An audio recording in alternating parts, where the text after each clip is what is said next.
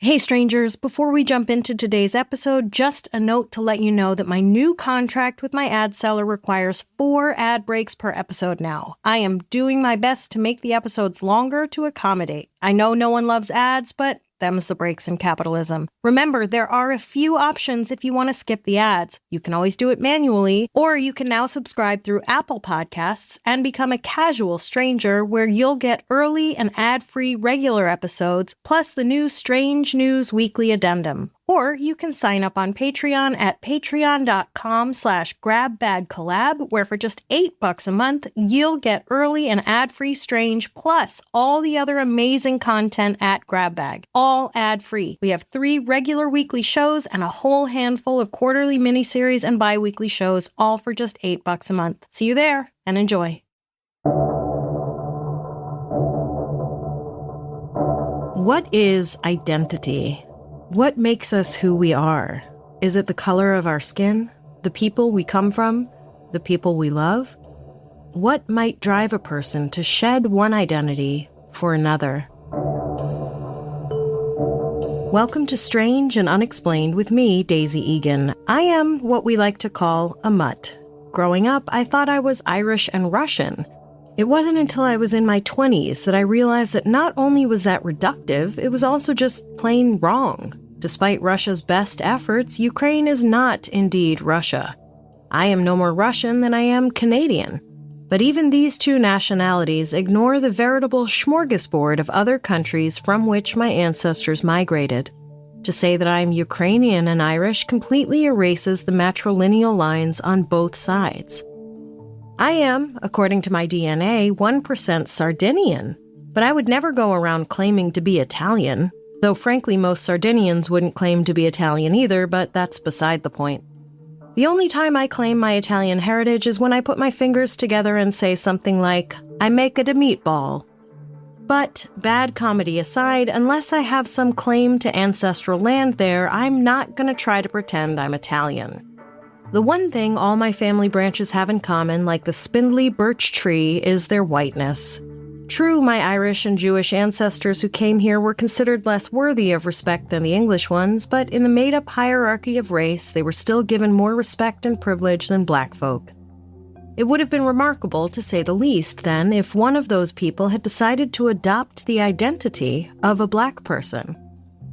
No one in my family did that, as far as I know, but some white people have, for one reason or another, assumed identities as black people. These days, one can only assume there is a fetishization of a culture other than one's own that drives such a choice. I'm looking at you, Rachel Dolezal. But for Clarence King, a white man living in America in the immediate aftermath of the Civil War, where parts of the country operated under deeply racist Jim Crow laws, and the whole country was still deeply segregated, the reasons may have been a lot more complex. Love can make a man do interesting things.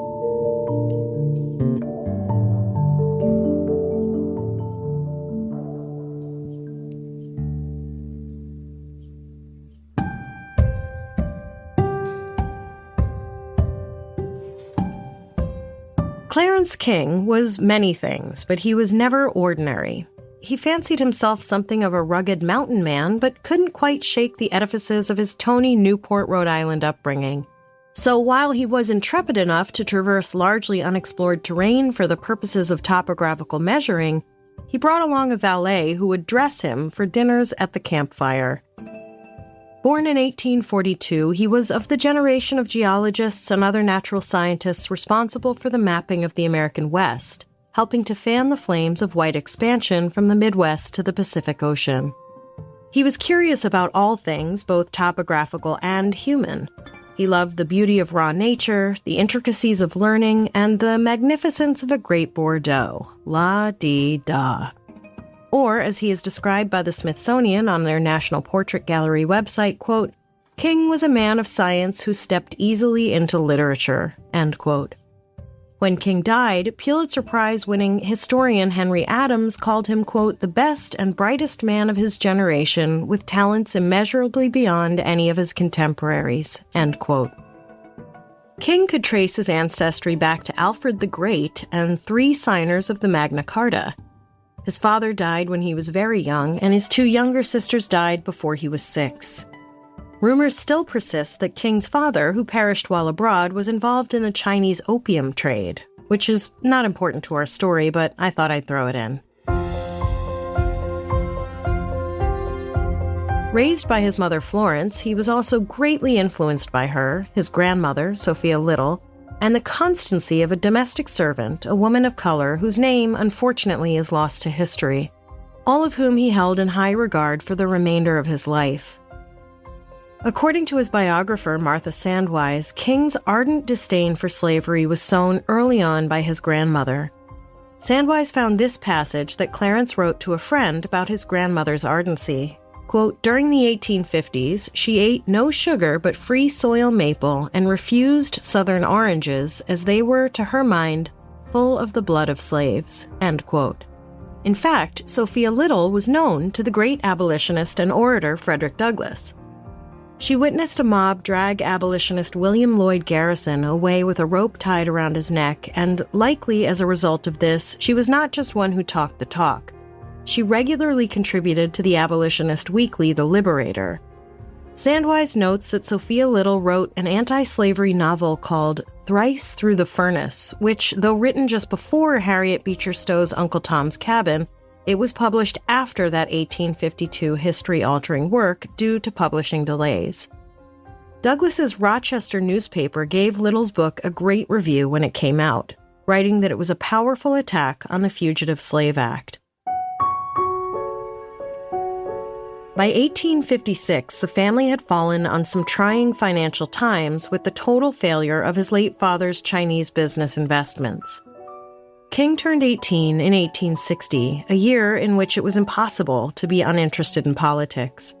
The country was on the threshold of a civil war, with the North and South bitterly divided over the future of the Union.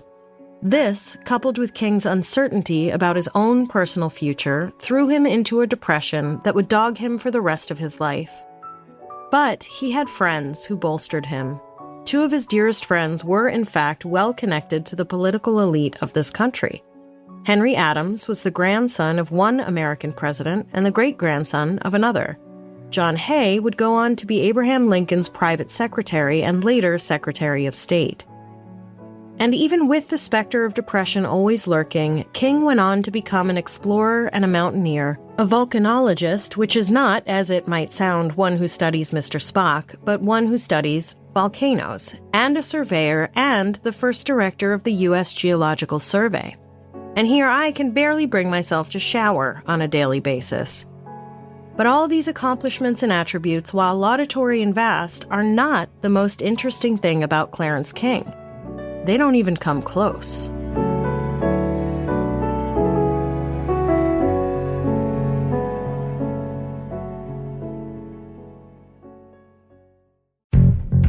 Strangers, have you tried everything under the sun to get some peace of mind? Maybe it's time to consider Cornbread Hemp's CBD gummies. It feels harder than ever these days to calm my mind and stop the tape of never-ending thoughts. It's hard to concentrate, unwind, and relax. But Cornbread Hemp's CBD gummies are made to help you feel better, whether it's stress, discomfort, or just needing a little relaxation. All products are third-party lab-tested and USDA organic to ensure safety and purity. No fillers, no junk, just full-spectrum goodness. With flavors like watermelon, berry, and peach, you're just one delicious natural CBD gummy away from chill. Right now, Strange and Unexplained listeners can save 30% on their first order. Just head to cornbreadhemp.com/strange and use code STRANGE at checkout. That's cornbreadhemp.com/strange and use code STRANGE.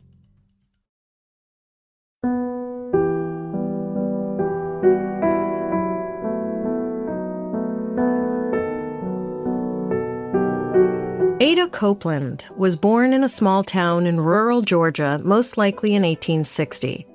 It's likely she was born into slavery on a cotton plantation, though not much is known about her early life except that it began just as the Civil War did.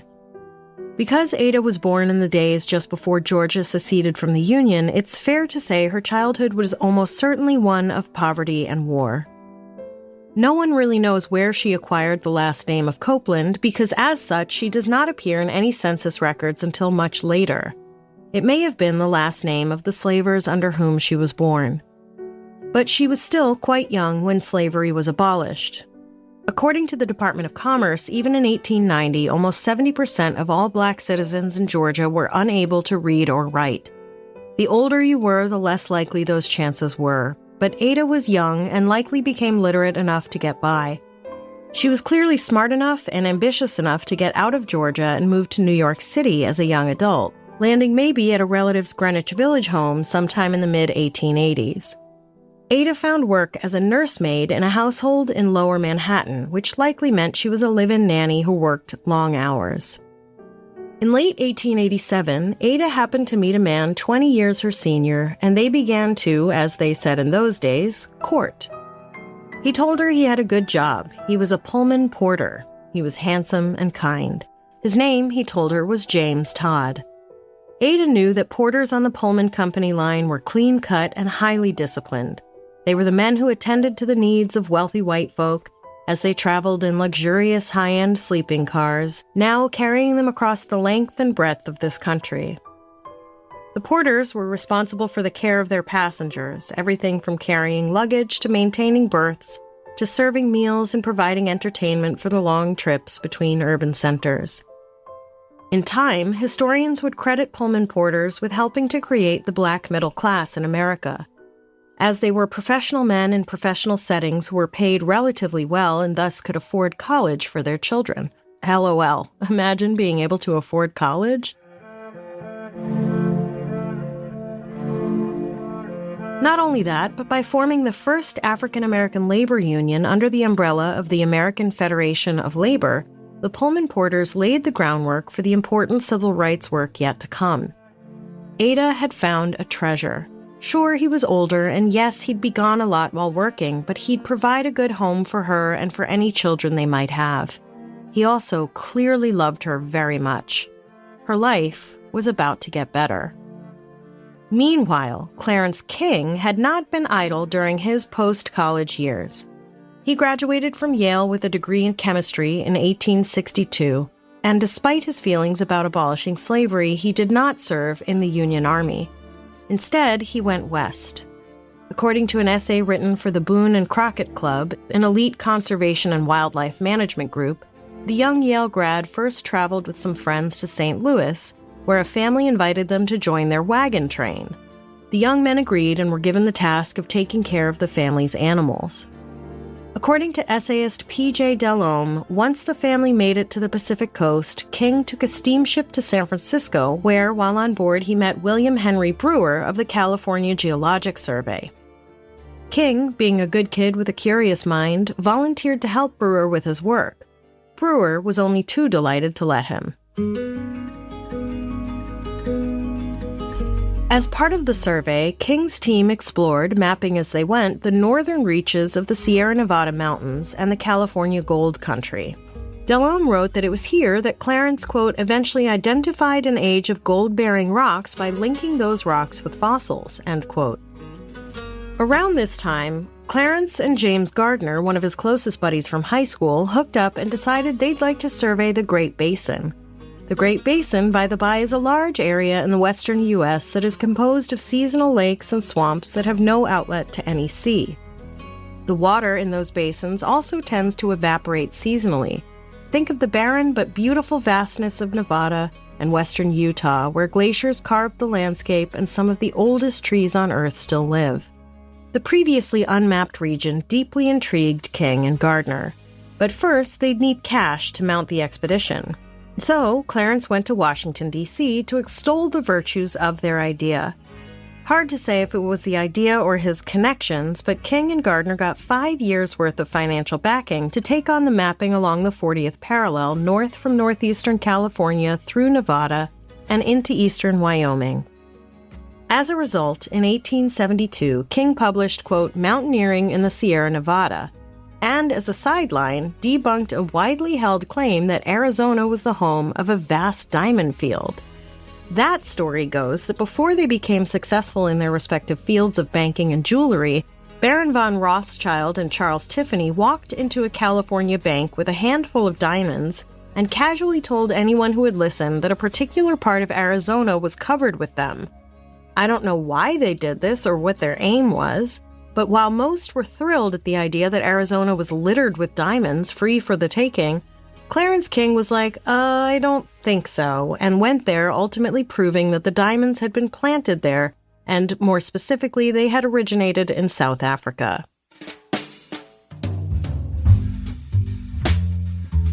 When King returned to New York in late 1873, he was famous, I guess, for mapping and myth-busting, and soon enough, he was the recipient of various scientific honors and the topic of a lot of discussion. He was charming, colorful, and a great conversationalist. Biographer Thurman Wilkins noted that one of his friends once said, quote, "The trouble with King is that his description of a sunset spoils the original," end quote. He was very deep in writing about his Western work during the day, then dining among the well-heeled and powerful East Coast elite during the early evening. At night, though, only one or two of his friends knew that he enjoyed walking the streets of New York's other neighborhoods where other kinds of people lived and played. King's secretary, Edgar Beecher Bronson, later went on to write a memoir, Reminiscences of a Ranchman, in which he detailed his apprenticeship with King. Quote, "With a learning so comprehensive and profound as to have maintained him among the foremost savants of his generation, the hours dearest to him were spent in absolute or semi-savagery," end quote. Savagery? Meaning not wealthy wasps. Yikes. King walked the streets of unfamiliar neighborhoods purely out of curiosity and interest. He was very interested in how other people lived. While on the open range, Bronson wrote, King chose to sit and observe what he didn't understand or know. Among the local indigenous folk, he eyed them closely as they played games. He'd sit by a fireside during their rituals or sit, quote, "silent in a Negro cabin, listening to the croonings of a turbaned black grandmother, hungry for some sort of voodoo mysteries. Such were the hours he loved best," end quote. Okay, listen, this was a different time. I'm going to assume he meant that King was hungry for voodoo mysteries, not the grandmother. Honestly, she was probably just putting her grandkids to bed, and he was sitting there thinking, ooh, this is probably some ancient voodoo ritual. Like that recent video of the tourists sitting in a woman's home while she pounds coffee by hand, and they all think she's just sitting there making music for them, so they start clapping along. Anyway.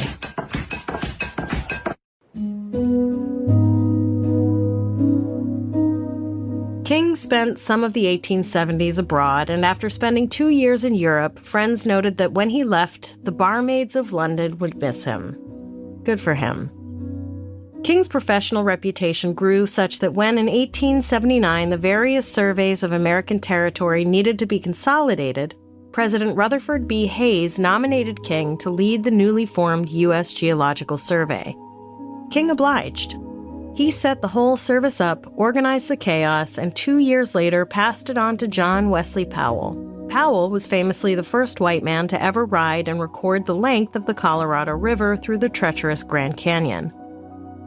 Awaiting his next big adventure, King could always be counted on to be the eligible bachelor, the plus one, if you will, at dinners and parties, the blind date the friend offered up to escort some young, lovely woman around town. But his friends had almost given up on getting him attached, though they all acknowledged that he was hip-deep in trying to take care of his grandmother as well as his beloved mother, who was said to be going downhill, both physically and mentally. She had remarried in 1860, inherited a stepson with severe disabilities, and had 2 more small children with her new husband, who died just 6 years into the marriage. King was left to be the sole provider for her, his grandmother, and his step-siblings.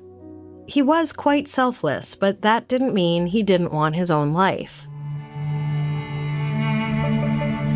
Sometime in 1879, King wrote to his friend John Hay about his own desire to find a life companion. Sandwise, in Passing Strange, quotes from it, quote, "The New York woman," he wrote, seemed to have a mind that was a mere crazy quilt of bright odds and ends, snips of polite error patched in with remnants of truth which don't show the whole pattern, little rags of scandal all deftly sewn together in a pretty chromatic chaos well calculated to please a congenital dude, but fatiguing to a lover of natural women, such as I am, end quote. And this is how I learned that dudes in the 1800s use the word dude. Oh, he lives. Hey, dude! Sandwise finds this dichotomy to be perhaps the only telling clue to what was about to happen. She writes, quote, "At some point, he began to imagine that he could slip the bounds of upper-crust respectability to live as someone else, not just on his nighttime rambles, but in a deeper, more sustained way," end quote.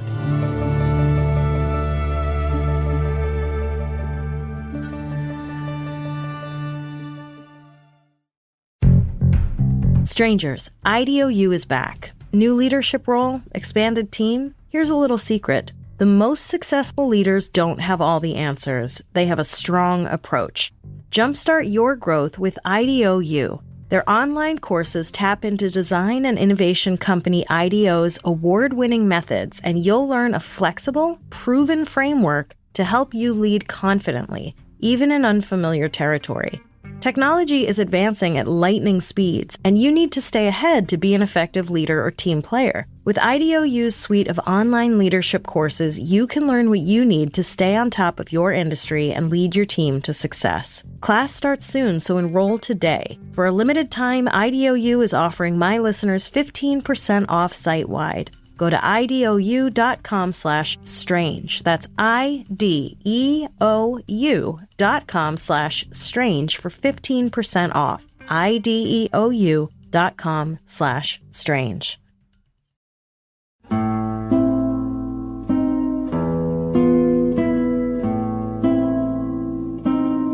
There is no diary or letter to help us out on how Clarence King met Ada Copeland, nor is there any way to know why he decided to not introduce himself to her as a man of adventure and acclaim. Instead, he told her his name was James Todd.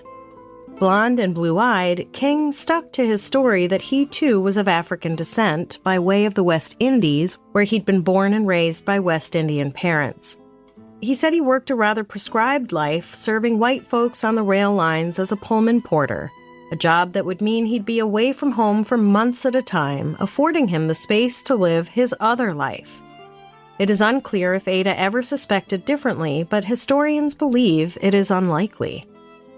By telling her straight out that he was a Pullman porter, a job expressly the domain of black males, he would have shut down any questions about his rather incongruous features.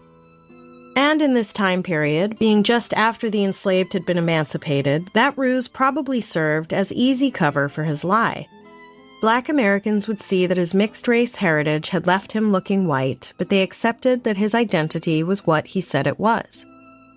The lie is perhaps understandable. While interracial marriage was legal in New York, such couplings were illegal in most states at the time and frankly hard to maintain in a society such as the one Clarence and Ada inhabited in the late 19th century. P.S. It was not until 1967 that the Supreme Court ruled in Loving v. Virginia that interracial marriages were made legal in every state. Now, no one is sure even how they courted, except to say that New York City is a big place and you could quite literally hide in plain sight. The community in which he was well known would not have overlapped with the community in which Ada lived. He was taken at his word. His backstory made sense. His interest in Ada was genuine. He, of course, had to be very careful as he moved between worlds, making sure to strip himself of all the outward documentation of his one life so as not to give any clue about his other. He had to keep his story straight, and there's a lot of speculation about how he did that. He may have chosen a rather commonplace name, his assumed first name was his father's first name, and the combination James and Todd was the same as a man he knew in the Geological Survey who worked in Iowa. This way, he could borrow some details from that life, and no one was the wiser. I know what you're thinking. This usually went the other way, right? That those with a black heritage might have tried to, as the lingo of that day had it, pass as white.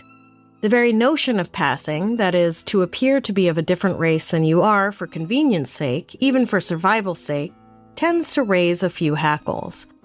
Was pretending to be from a different race a disloyal and deceptive sellout? Or was it an honest attempt to have a better life for yourself and for your offspring in a nation built on white supremacy?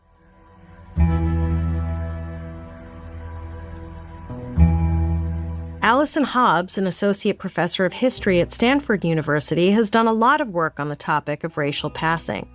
In her book Chosen Lives, she explains how racial indeterminacy at this time created a unique challenge for those many African Americans who, after they were finally freed from the bonds of slavery, had an opportunity to defy Jim Crow laws. But in doing so, they also had to deny their own heritage. A lot of people deemed such actions as a betrayal of sorts. Those who did pass and thus entered into white society may not have realized the bargain they were making. Which is not to say that some were glad to make that bargain. According to Hobbs, those who passed often faced grief and loneliness and isolation because they had willingly sacrificed their identities for material and social gain. Hobbs calls it chosen exile. It's a good time to ask the question about how prevalent this practice was. Let's go on a little side quest now. A 2001 piece in the Ohio State University Law Journal, written by Randall Kennedy, a prestigious American legal scholar, stated that estimates regarding the incidence of passing have varied greatly. In 1947, a guy named Walter White, not played by Bryan Cranston, a civil rights activist and long-serving leader of the NAACP, claimed that annually, quote, approximately 12,000 white-skinned Negroes disappear, end quote, into white society. In 1948, journalist and scholar Roll Ottley asserted that there were 5 million, quote, white Negroes in the United States and that 40,000 to 50,000 passed annually. But real numbers are impossible to find. Even those using U.S. Census data over a span of decades can't nail it down. The problem is obvious. The legal principle of racial classification that was prominent in this country for all of the 19th century and codified into law in many states was that if a person had even one ancestor of African ancestry, they'd be considered black. That kind of law or rule or social stupidity meant that when, for example, Thomas Jefferson raped Sally Hemings, their children were technically considered black and were therefore enslaved. Don't DM me about that. The only way in which the President of the United States has actual consensual sex with a staff member, or in this case, a human being that he owned, is if he resigns his presidency and goes somewhere to live as equals with said staff member or human being. Jefferson and Hemings' children were noticeably white-looking and so were given the so-called privilege of working in the home of Jefferson rather than in his fields.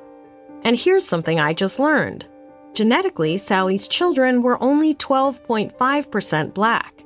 That's because Sally was the daughter of Betty Hemings and the man who legally owned her, John Wales, who was also, by the way, Jefferson's wife Martha's father, which also made Sally Martha Jefferson's half-sister. Let me repeat that. President Thomas Jefferson's wife and enslaved mistress were half-sisters. Not only that, but Betty was sadly also the daughter of an enslaved woman from Africa and a white English sea captain. His surname was Hemings. Therefore, Betty had 50% African blood and 50% English and could have only passed 25% of her African blood to Sally.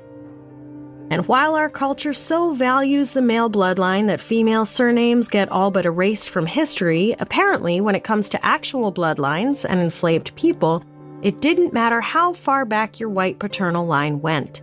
If your mother was an enslaved person, so were you. Even if you were the literal fucking child of the literal fucking president of the literal fucking United States of America. Anyway.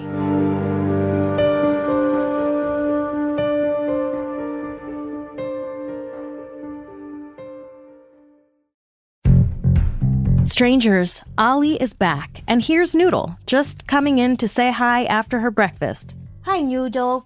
Give me kisses. Noodle is happy because she loves her Ollie food. What she doesn't know is that Ollie meals are made with human-grade, fresh ingredients. No mystery meats, no artificial junk, just real, minimally processed food made in U.S. kitchens. It's the kind of clean eating that keeps tails wagging and noses sniffing for more. With 5 protein-first recipes like beef with sweet potatoes and turkey with blueberries, your pup won't have to wonder what's in their food ever again. Because when it comes to their health, the only mystery should be where you hide the treats. Head on over to ollie.com/strange, take the quick 30-second quiz to tell them about your pup, and for any first-timers, Ollie will send out your pup's first box with 2 weeks' worth of meals, a free storage container for mess-free serving, and a guide for how to switch them over gradually to their new diet. You're going to see excitement at mealtime, shinier coats, and solid, easier-to-pick-up poops. Plus, you can customize your plan. You can choose between a full fresh plan, fresh topper plan, or mixed plan with their freshly baked recipes for your special fur baby. Plus, they also have treats and supplements. Dogs deserve the best, and that means fresh, healthy food. Head to ollie.com/strange, tell them all about your dog, and use code STRANGE to get 60% off your welcome kit when you subscribe today. Plus, they offer a happiness guarantee on the first box, so if you're not completely satisfied, you'll get your money back. That's ollie.com/strange and enter code STRANGE to get 60% off your first box.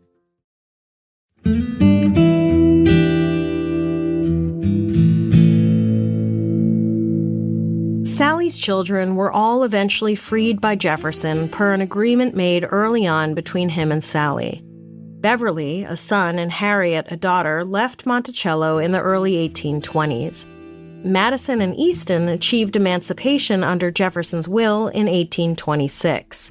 Sally, by the by, was never officially emancipated, though she was allowed by Jefferson's daughter to leave Monticello and live with Madison and Eston in Charlottesville until her death in 1835. Yikes. Madison and Eston had both married free women of color. Eston eventually traveled to Ohio, then to Wisconsin, where he changed his racial identity to white and his last name to Jefferson. According to the Monticello website, Beverly also chose to live as a white man in either Washington, D.C. or Baltimore, where he and his wife raised a family. A vast majority of historians, including the reluctant ones at Monticello, have now accepted the DNA results ferreted out in 1998, sequencing a paternal link to Jefferson in Eston's family line. It is generally accepted that Jefferson fathered all 6 of Sally's children, 2 of whom died in infancy. But there was no proof in the late 19th century to establish racial identity, and any kind of personal redesignation into the white race did not sit well with a lot of white people, to say the least. Sandwise told NPR in 2010 that, quote, once enslaved people became free people, many Southerners became very anxious about how they could keep Black people in their place, so to speak. How could you recognize a Black person if they were no longer an enslaved person, end quote. Hence the advent of the one drop of Black blood laws. But wait, this is not what Clarence King did. He decided to pass as Black, which is a whole other thing altogether. He was opting to have what his highfalutin friends would have thought of as a lesser life, not a better one. But here's the thing about Clarence King. He decided to keep both his lives. And so it was that a man named James Todd, ostensibly from Baltimore, Maryland, married Ada Copeland of West Point, Georgia in September 1888 in a small ceremony in one of her relatives' homes. If there had been one, the groom's side of the aisle would have been empty. I don't know how he explained his lack of family to her.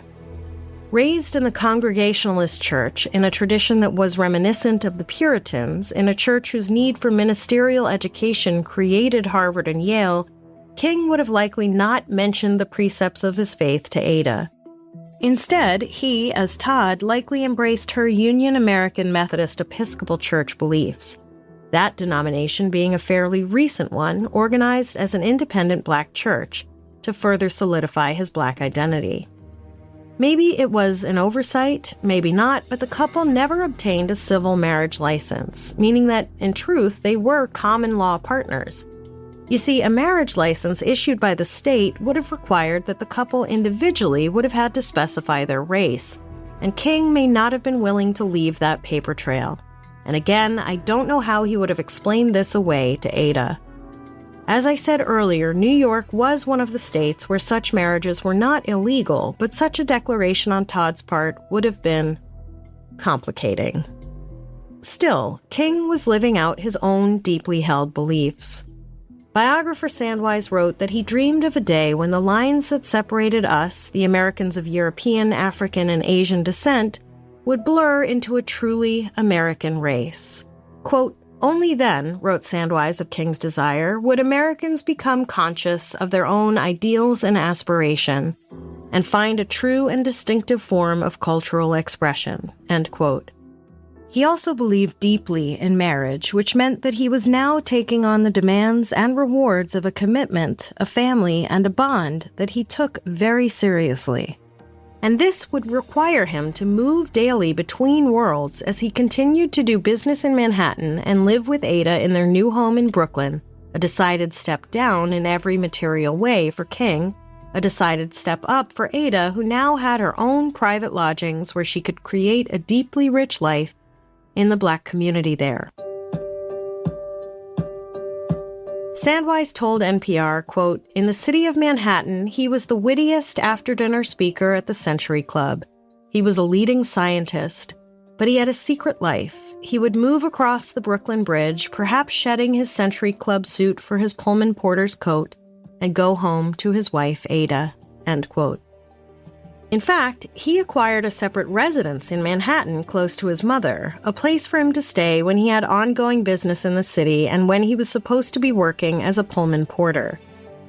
It was hard going financially, and King had to ask his buddy John Hay for money to keep up his double life, a life that Hay was not privy to. Hay did not know that King was burdened with his mother's well-being and was dealing with his own severe back pain and depression. The latter had required expensive medical care and some rehabilitative travel to Hot Springs, Arkansas. Outwardly, King juggled his lies deftly, keeping on top of 2 families' worth of obligations and explaining his presence in people's lives as well as his absences with tales of abundant travel and overabundant work. Every year since their marriage, Ada had given birth to a child. First, a boy they named Leroy, which is from Leroy, French for king, and then to Grace, a girl, in honor of a sister of King's who had died young.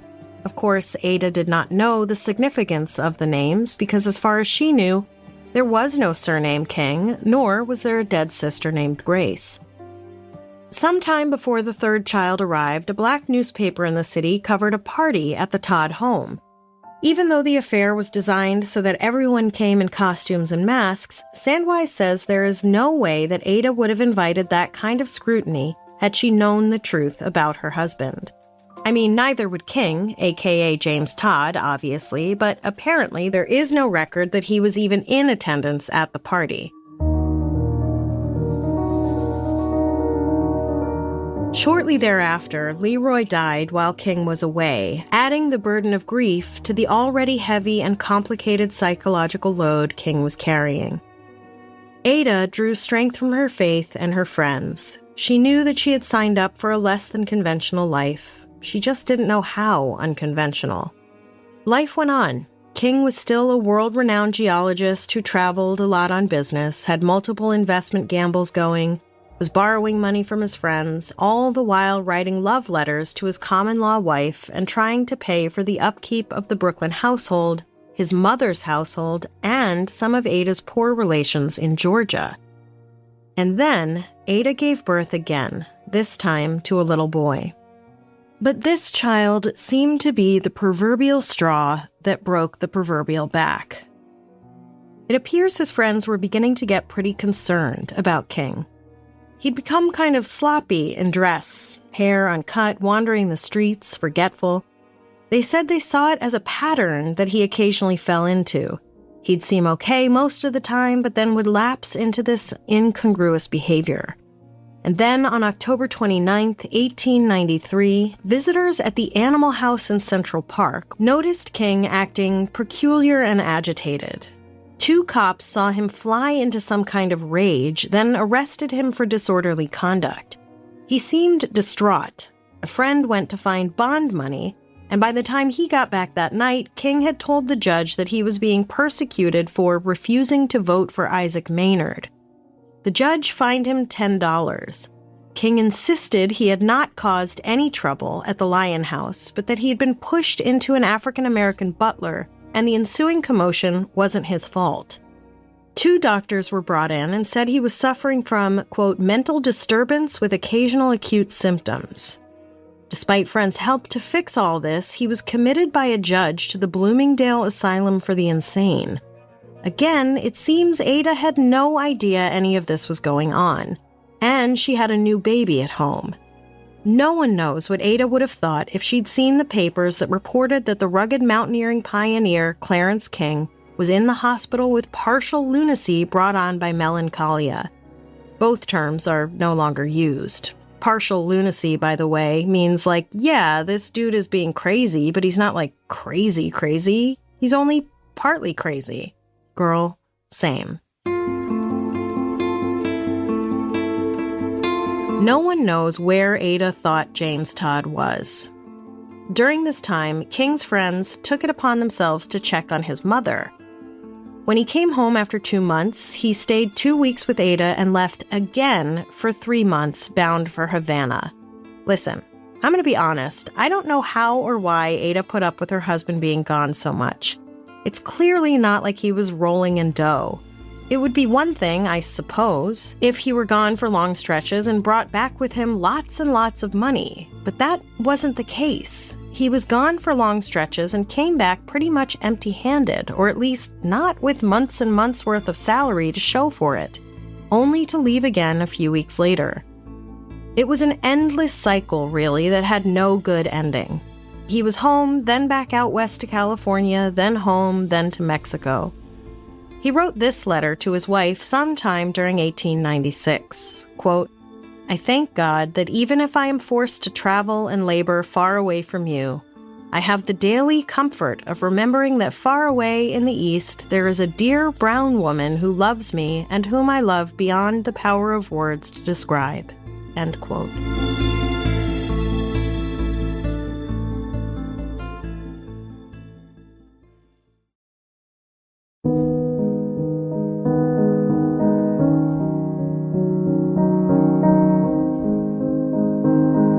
The Todds made an upscale move to Queens in 1897, the same year Ada gave birth to her 5th child, though now only 4 were living.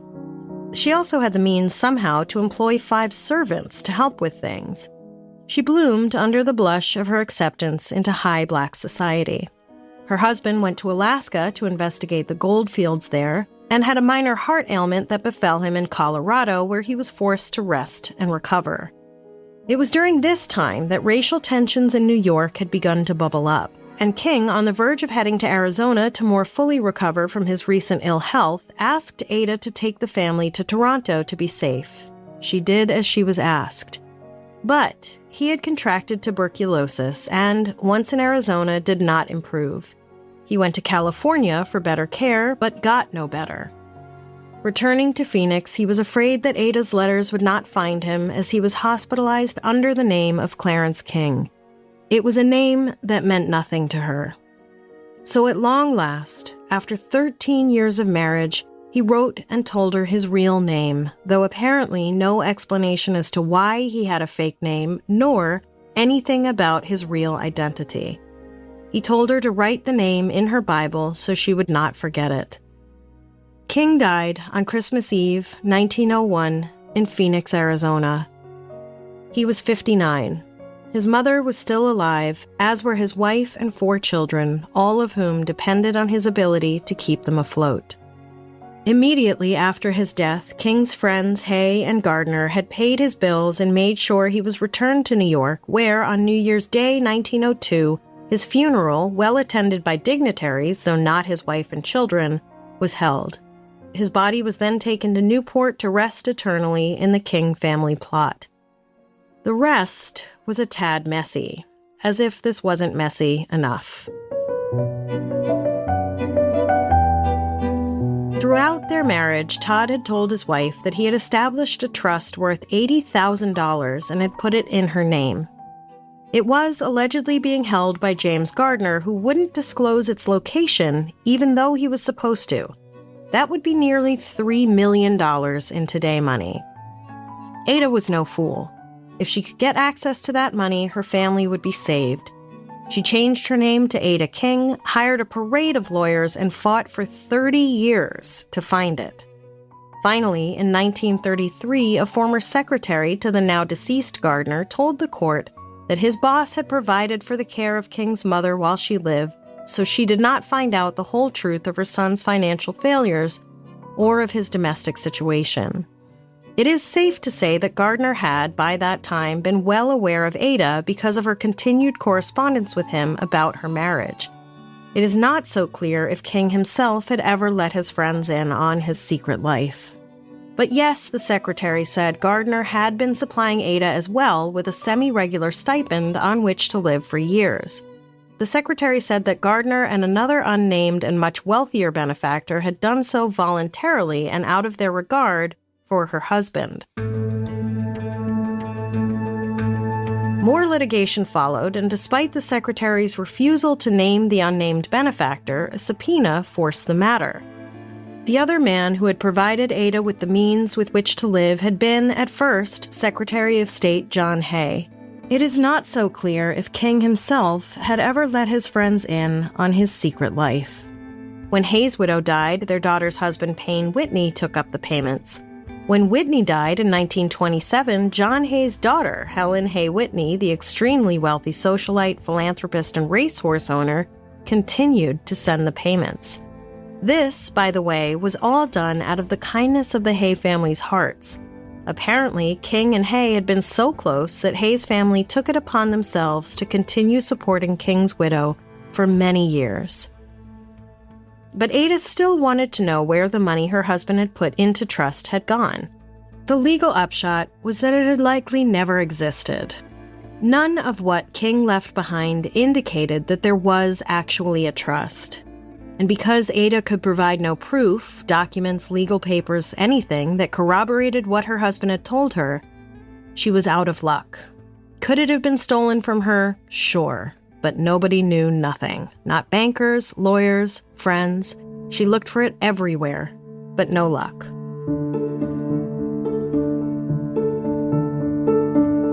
Of the 4 children that Ada and James Todd shared, their 2 daughters went on to marry white men, while their 2 sons, who had to register for the draft during World War I, were assigned to an all-black regiment. Later, the 2 young men would be classified as mulattoes, which was an official designation.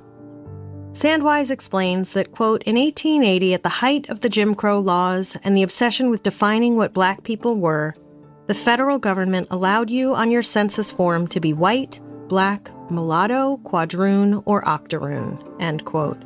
Those last 2 terms meaning 1/4 to 1/8 black. Strangely enough, though, Sandwise, who is now a professor of history at Princeton, told NPR that, quote, those laws meant to fix race made racial designations extremely fluid, and they made it possible for a lighter-complexioned, blue-eyed, blonde-haired man like Clarence King to claim African ancestry when he actually had none at all, end quote. If you recall, sometime during 1880, Clarence King wrote that he envisioned America becoming a nation that would, quote, melt down into one race alloy, where there are no more Irish or Germans, Negroes and English, but only Americans belonging to one defined American race, end quote. He really believed it would be done, that it was the best hope for the country to prosper. But just 10 years after that optimistic assessment, in 1890, the U.S. Census category for race offered citizens 2 choices. Pick one, white or black. But I'm Asian. Not on this piece of paper, you're not. FYI, since 2000, the census has not allowed respondents to identify as mixed race. You can choose now between white, black, or African American, American Indian or Alaska Native, Asian, Native Hawaiian, or other Pacific Islander, Hispanic or Latino, and Middle Eastern or North African. If you happen to be a mix, I guess you're shit out of luck. I don't know what happens if someone ticks more than one box. How does an Afro-Cuban, for instance, mark down their identity on the form? Or an Asian Germanic? If one has to choose either or, even when one is decidedly more than one, doesn't it kind of prove that it's all a construct anyway? If we lived in a world that was truly equal, we wouldn't need these identifiers. Our ethnicity would inform our individual culture. Perhaps our taste in food, or our propensity to sunburn easily, or our tendencies towards certain body types. But those are not things the census is concerned with. And if we lived in a truly equitable society, it wouldn't need to concern itself with the other things. We would all just mark down American. Which is, after all, the future Clarence King / James Todd dreamt of. A future in which Americans are just Americans. A future where one's family history informs their sense of identity, but doesn't define it.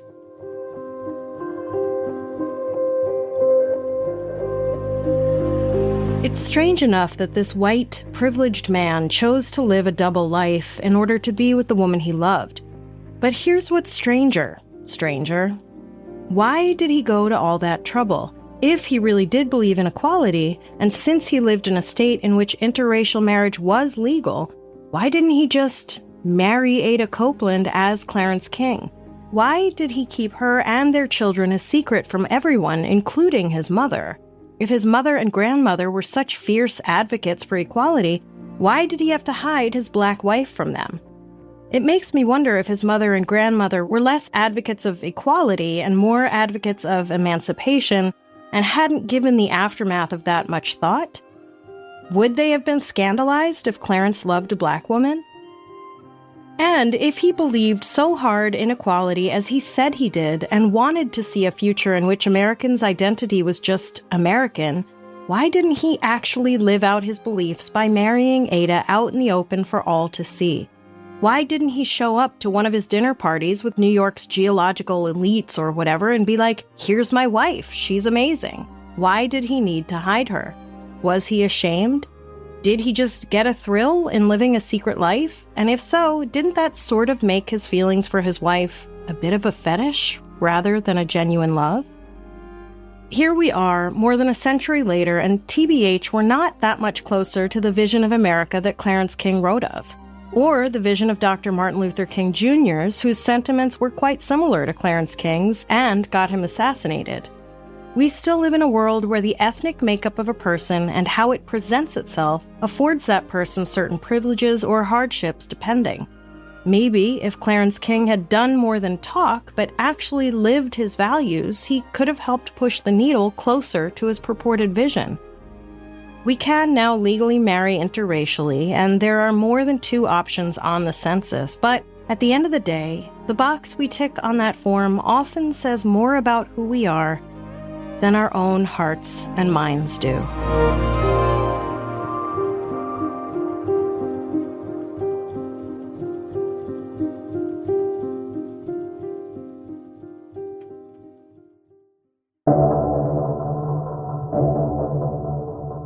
Next time on Strange and Unexplained, we bring you an episode recorded live at the Witch City Tarot Convention. In this unconventional episode, we'll be going over the totally true, 100% accurate, absolutely not made-up history of tarot, a little history on the historic Hawthorne Hotel, and an interview with Sherry D. Benedetti from Ghost Hunters. You are not going to believe some of the stories she's got. Strange and Unexplained is a production of Three Goose Entertainment with help from Grab Bag Collab. This episode was researched and written by Amy Wilson and me, Daisy Egan. Sound design and engineering by Jeff Devine. Music by Epidemic and Blue Dot Sessions. If you have an idea for an episode, head to our website, strangeandunexplainedpod.com, and fill out the contact form. I will write back. For more amazing content, join us at patreon.com/grabbagcollab, where for just $5 a month, you get all the Grab Bag exclusive shows, and for $8, you get those, plus Amber Hunt's Crimes of the Centuries and Strange and Unexplained early and ad-free. Grab Bag is an all-female and non-binary owned profit share network where our contributors get to keep ownership of their shows. We strive to give a platform to those who might not be able to land themselves on a bigger network. Who knows? Maybe you have a podcast idea you'd like to pitch to Grab Bag. We've got live recordings, watch parties, book clubs, and more. Why there's so much going on over at Grab Bag, you'll wonder if we missed the memo on how capitalism works. Join me on Instagram at SNUPod, Daisy Egan, and Grab Bag Collab, or head to the Facebook page to join in the conversation. If you like the show, please visit a sponsor with our unique code, give us a quick review and 5 stars, subscribe and download, and tell a friend. Stay strange.